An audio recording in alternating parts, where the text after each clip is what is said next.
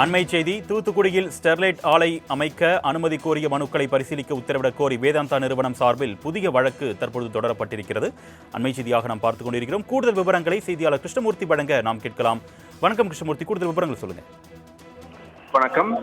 தூத்துக்குடியில் பசுமை தாமிர உற்பத்தி ஆலை அமைக்க அனுமதி கோரிய மனுக்களை பரிசீலிக்கும்படி தமிழக அரசுக்கு உத்தரவிடக் கோரி வேதாந்தா நிறுவனம் சார்பில் புதிய வழக்கு ஒன்று சென்னை உயர்நீதிமன்றத்தில் தாக்கல் செய்யப்பட்டது. காற்று, நீர், நிலம் மாசு ஏற்படுவதற்காக கூறி தூத்துக்குடி ஸ்டெர்லைட் ஆலையை மூட தமிழக அரசு கடந்த 2018ஆம் ஆண்டு உத்தரவிட்டிருந்தது. இந்த உத்தரவை எதிர்த்து ஸ்டெர்லைட் நிறுவனத்தை நிர்வகிக்கூடிய வேதாந்தா நிறுவனம் சார்பில் தாக்கல் செய்யப்பட்ட வழக்கை சென்னை உயர்நீதிமன்றம் தள்ளுபடி செய்து கடந்த 2020ஆம் ஆண்டு உத்தரவிட்டிருந்தது.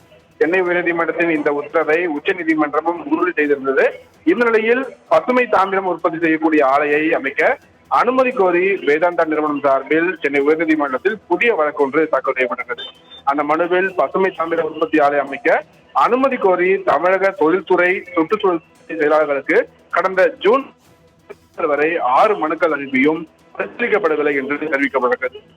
இந்த மனுக்களை பரிசீலிக்கும்படி தமிழகத்துக்கு உத்தரவிட வேண்டும். அதே போல் பசுமை தாமிர உற்பத்தி ஆலை அமைப்பதற்கான சாத்தியக்கூறுகள் குறித்து ஆய்வு செய்ய மத்திய சுற்றுச்சூழல் துறை, மத்திய மாசு கட்டுப்பாட்டு வாரியம் உள்ளிட்ட துறைகளின் பிரதிநிதிகள், நிபுணர்கள் அடங்கிய குழுவை அமைத்து ஆய்வு செய்து அறிக்கை அளிக்க உத்தரவிட வேண்டும் என்றும் அந்த மனுவில் கோரிக்கை வைக்கப்பட்டிருக்கிறது.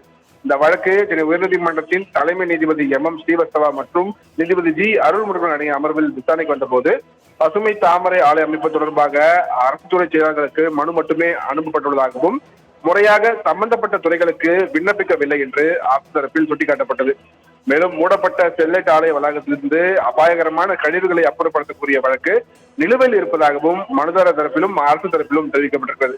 இதையடுத்து நிலுவையில் உள்ள அந்த வழக்குடன் இந்த வழக்கையும் சேர்த்து விசாரணைக்கு பட்டியலிட உத்தரவிட்ட நீதிபதிகள் விசாரணையை 4 வாரங்களுக்கு தள்ளி வைத்திருக்கிறார்கள். அருணேஷ்,